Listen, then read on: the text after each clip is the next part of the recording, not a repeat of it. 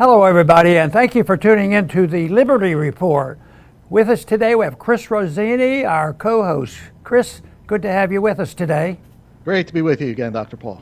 Good. We're going to talk about the presidential elections, the philosophy behind what's going on, and why people are saying such things. You know, we're going to be talking about, the fact that people are saying democracy could end if the right person is not elected, this go around. And I get to thinking, when I first heard that, I sort of kiddingly said, well, that's good news, isn't it? Democracy is going to end. The founders hated democracy. And this is pretty good. And, de Tocqueville didn't like it. He studied Americans' democracy and American system in the 19th century thoroughly. And his conclusion was, that it was if you didn't watch out, you're going to have the dictatorship of democracy. And, of course, we're there now. The majority rule. The majority is a dictatorship. And but I think the point we want to try to make today is it's even worse than we thought. We would maybe at one time had hoped one party would be more thoroughly, in understanding of what one side stands for, understanding of the liberty and limited government versus the other side, you wanting more and bigger government and dictatorship of a majority. But now, Chris, it looks like, there may be some bipartisanship here.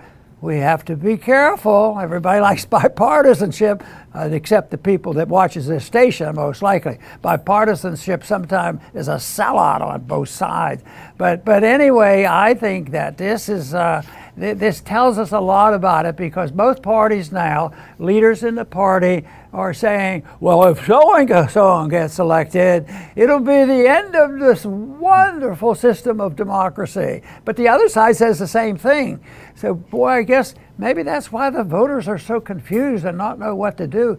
They are unhappy with both sides, and I think if we had a different system where both were competing with the thoroughness of understanding liberty, they might be enthralled by that argument. But right now, it's who's doing the most demagoguing, and who's saying that they're going to hurt our wonderful system of democracy. We have to hold this together. What else? How will the special interests get what they want if they can't demagogue it, put the P together, and give that 51% the sole power of running our tyranny? So, Chris, I hope we can contribute something positive here and get people to talk about what we really should be talking about if we want to live in a free country. That's right, Dr. Paul. And the word democracy is nowhere to be found in America's founding documents. It's not in the Declaration of Independence. It's not in the Articles of Confederation. It's not in the U.S. Constitution. Yet, if you ask the average person today, they think of America, it's our democracy. I mean, what happened? How did this go off the rails like this? Because the important part about freedom and liberty is not how rulers are chosen. That's, down the line. It's what rulers are permitted to do. Even King George III, who we broke away from, he was only 2% tax, and that was it. That was cause for a revolution. That's how his hands were tied, But today some people are paying 50% income tax, and that's just income tax. That's not all the other taxes and all the inflation on top of that. King George would be like, what? He would never have gotten away with that. And there was no democracy. There was a king, but, his powers were limited. But not limited enough, obviously for the colonists here. But look what happened afterwards.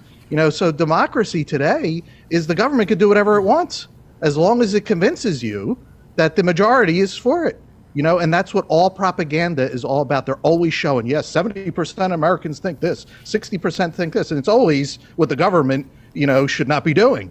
But as long as that's 70% or 50%, 51%, then that's good enough, because this is the democracy. And that's what all the propaganda is. And that's why we have drifted so far away from freedom. And like you mentioned, de Tocqueville, even John Adams, they said, give it like 200 years and democracy always fails. Well, it's been over 200 years, and now it's falling apart. Oh, that's a dangerous prediction coming true. I tell you what, the political threat is there, and they frighten people. They have to scare people into this. But I and many others who believe in liberty see that democracy is actually a threat to liberty, and yet 90% of the people probably now that both major parties are talking about this, and they want to say that, well, the solution is democracy, and if we could just have more democracy, we would have more freedom. But I think if you believe in the non-aggression principle and you want limited government and you want maximum amount of freedom, you have to realize that democracy, the way it's being used now, it becomes an ally of the tyrants, because the tyrants, the job is well set out for them. All we have to do is get 51% of the people to vote on something, and it becomes the law of the land. They don't talk about why the states might have to amend the Constitution, and you'd have to go through the process of trying to change something. But no, they are able to achieve this by saying, well, it's sacred to have the majority rule, and therefore if we just get that 51%, and then it ends up when they bankrupt the country and the country becomes demoralized and lack of morals, then they say, well, we have to demagogue even more. So it's the people who are in power and in place, who might have control of the media, might have a fact that they're passing out a lot of money to the special interests, like the military industrial complex and the pharmaceutical industry. Then they get to make up and finance and bring people together. Then you have the Soroses coming in and, well, we can convey this. And then when you look at it structurally, working on this majority rule, then it's broad and it's broad based, and people say it's not like if a tyrant walks in and he's just Hitler, get rid of Hitler, and you're going to get rid of all. That's not the way it is, because when it's the majority rule, you have this infiltration. Well, they've achieved that, but they've ended up, saying that democracy is a wonderful thing, and at the same time, the majority's coming to it, and they're authoritarians. They believe in big government. They believe in taxation. So this is why for years I've complained about watch out for bipartisanship, because they're working on that 51%, and it's the bipartisanship when people come together, we got it. And that's the way Congress worked all the time. Just get that vote up there. But they're running into problems, political problems as well as economic problems, because this country is bankrupt because of that system, and it's also a bankruptcy because of a moral bankruptcy. So I would say the majority has not done well, and we should start thinking about personal liberty and limited government. Absolutely, Dr. Paul. And you mentioned in your first segment there that both sides now are claiming that if the other side wins, that freedom is over, democracy is over. Now, the left has been doing this with Trump since 2016. Now, he had an administration. He wasn't Hitler. He, didn't end democracy, but they're still going with it again. Why not? But now the right is doing it too. That they're claiming that the country is over if Biden wins. And, if this was the case in both instances, that in itself shows that this system is, broken beyond repair.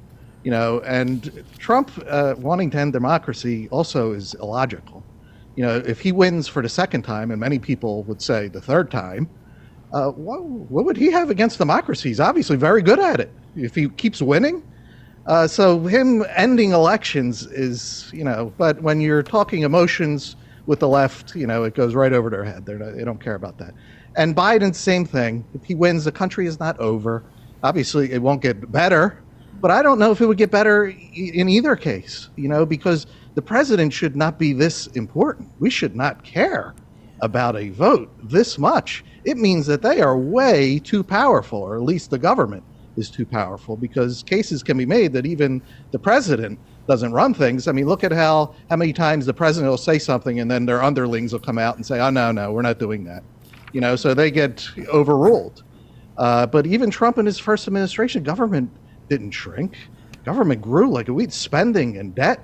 I mean, that CARES Act was under his thing. That was $6 trillion that the Fed had to print. That was him. And now we're dealing with the inflation. So it's not like Trump is going to come in and shrink the state. So this whole propaganda of the freedom is over, democracy is over, things will get worse, but I don't know if I would go that far. This doesn't come together by accident, because people do believe they're better off going along with the majority. They just want to be a participant in it. But also you do need some demagogues to present the case for, I'm going to take care of you. The medical system is messed up right now. It's currently messed up. People come along and they don't say, well, what we need is more freedom in the medical profession. We need more. Just think, they did a good job on taking care of COVID. Just look at that. But they don't look at it that way. The demagogues are slick, and they make it sound like plunder is exactly what they need. Because even under inflation, they say prices are going up too much. We need more inflation. We need more people spending money, running up the debt, print more money, because I'm broke and I want the government to send me more money. So it goes on and on. And there's a lot of seduction that goes along with this, but it is very valuable. It becomes the big issue. Most of the time they were able, for decades, if not years and years, to be a little more subtle about it, but that's what they were working on. Now it's out of control, and that's why they have to be shouting. But they also have the benefits of some establishment that supports this principle of mob rule, and that is the media. The media goes along with that because they're part, of the group that will benefit by this 51%. Will go after the 49%. Ironically, some of the people who express the greatest concern about the poor people, the middle class, and all the problems we have, and they've gained a lot of political power over this by wanting to take care of the indigent and the poor and the homeless. And at the same time, though, they make it worse. They're the ones that have caused all this, and yet they want to just get hold of it and continue it. And rarely can we get the debate into the issue of why is it that we don't recognize that the countries that have had maximum amount of freedom, certainly in our early history, the prosperity was so much better than all the authoritarian government. But authoritarianism is alive and well, and it's embedded into our educational system, our medical system, and the militarism that we have. And so it is a very, very large part of our system. That's why people who want to get into government have to join the system, because if you come up and say, you know what, you better rethink this whole idea of pure democracy, and they say, why? Well, that means 51% can take advantage of the 49%, and all we have to do is tell them, well, next year we'll do better. We're going to take care of you better next year. And they've gotten away with that. But now some of the people are waking up, and we've heard those lies too long, and my pocketbook is hurting more than ever, and it's harder to live today, and there are more street people than ever, and there's no law and order. So maybe the lies have to be challenged. And of course, that's what we would like to do, is challenge it to make sure that people aren't easily deceived by saying, watch out, they're trying to take our democracy away from us. We have to understand exactly what they're talking about. Fantastic, Dr. Paul. I'll finish up with my closing thoughts. In a democracy, the people are not both the rulers and the ruled. That is a giant mental scam that has been imposed. You're not taxing yourself. Okay, if your business was locked down and you went out of business, you didn't do that to yourself because you are the government. Okay? You are not the government. We are not the government. The government is something separate than us. So, but look what's been sold. Most people, I'm sure, say, "Oh, well, we're the government. We're responsible for all this that's happening." Yeah, no, absolutely not. If that's the case, then we're some of the worst people, imaginable. But that's not the case. Thank goodness. American people are good people. So, but instead, what democracy is organized minorities, very tightly organized minorities that rule over the majority. Lobbyists, they supersede the voters. Because the majority, like us, we're in the majority, are disorganized, and we always will be, because we have lives to lead. We have jobs. We have things to do. Our lives cannot revolve around who's in office. But lobbyists, that's all that they do. That's their job. That's their sole focus all day long, is focus on getting this politician to do our bidding for us, you know? And this shouldn't exist, but this is what our democracy is. And that's why every policy is for big pharma one day, and then big oil another day, and then the military industrial complex, you know? And it has nothing to do with us. You know, I give no lobbying, no money, you know, and what can I say? Oh, I voted for you. First off, when you vote, they don't know who you are. They don't know that you voted for them personally. They don't know what your interests are. They just see a number, and that's it. And the money overpowers a number every time. So you're not giving those donations from these, you know, as opposed to these big multi-billion-dollar corporations. And that's why the people get, you know, they just need to be sold on whatever the idea is. So this is not freedom. It's sold as freedom. Whatever replaces it someday, whenever it happens, you know, the goal must be that politicians cannot just do whatever they want as long as they convince people that the majority supports it. Very good. You know, the one thing that happens if you move away from this dedication to majoritarianism and the ruling of a mob, and more or less, well, you have to replace it with something, and the principle of liberty is there but not talked about very much, and that it means that things are done voluntarily. The voluntary operation between individuals in economic terms, as well as trying to get along with other countries. Things have to be voluntary. Nobody is supposed to be the boss, and this way, if you try to get the majority, what they're trying to grab is being the boss. Well, the majority says this, this, and this, not realizing what they're really up to. And the people who have been victimized by the system already, you know, are told that you have to go along with this, or they're going to destroy democracy. Of course, that's where the problem is. The people, the 51% are in charge, the 49% are being pushed around, and they keep getting poorer. And but what's happened though in the process, they had to eliminate some of the roadblocks to this, and the educational system, the political system, and the need for operating an imperfect system like we've had is they had to smooth this over by, you know, getting rid of like the Department of Justice. Just think, if you had a good justice system, would you be able to, you know, solve some of these problems?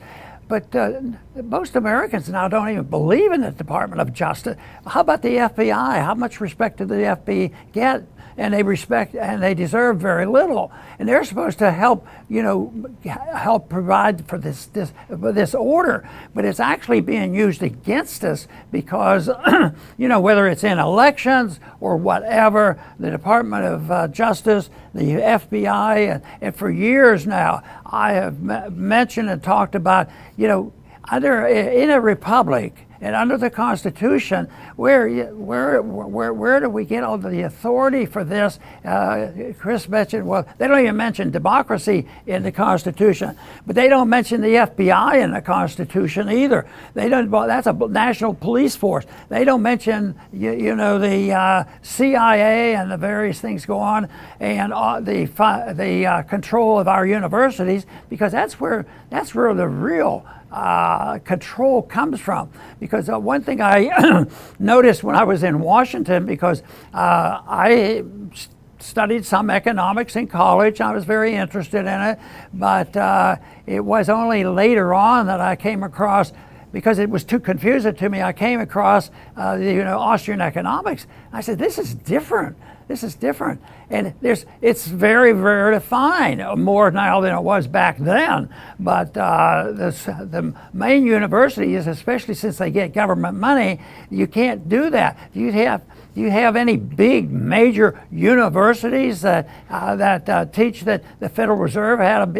is not constitutional? We ought to get rid of it. No, you don't have that. They teach that you do, and people, and there's a coalition between these economists at the big universities that are financed by the government. Thousands, or at least hundreds, of economists do papers and in support of the Federal Reserve, and they do this research for them. They make money, the college benefits, and it just is an endorsement for the system. But that system's falling apart. So this is why we should be prepared, because this system is falling apart. They're not all of a sudden going to say, well, we have too much nihilism because people claim that you can't find truth. You guys are wasting your time. It's not available to us, and we have to decide what is truth. And authoritarians usually say the political party defines what truth is. Others say that we'll have a vote on it and that'll define the truth. But no, it isn't. And they do not talk about, and I think that you won't hear of an answer if people don't at least recognize that there is a higher law, a natural law that's far superior than what is given to us through our government right now. So, and that has been known since the beginning of time, that there is a natural instinct to know what some of the basic rules are. It's amazing to me that the earliest writings in all of history, they recognize that killing, lying, cheating, and stealing was not morally correct, and they had severe punishments for that. But because when time and the recording of our history, we're well aware of the natural law and the higher law. But that is not paid much attention to. And now it's the law of the jungle, the law of the majority, and they're not doing a very good job. So I think people should pay more attention to it and try to improve this situation and try to pick up where the founders tried to guide us, because we have slowly but steadily avoided doing anything the founders suggested, and that is why we live in a lawless world right now, and it's defined by majoritarianism, unfortunately.